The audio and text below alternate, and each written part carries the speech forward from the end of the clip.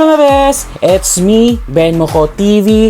For today's video is tayo'y mag-harvest ng bangus. Kung saan dito mo lang talaga matatagpuan ang pinakamasarap at pinakasariwang bangus sa buong Pilipinas ay ang Dagupan Bangus. So tara bes, samahan nyo kung mag-harvest ng bangus para makita nyo kung paano siya inuhuli, kung paano siya nilalambat at kung paano siya ibebenta sa fort, sa bintahan ng mga bangus. So tara na bes.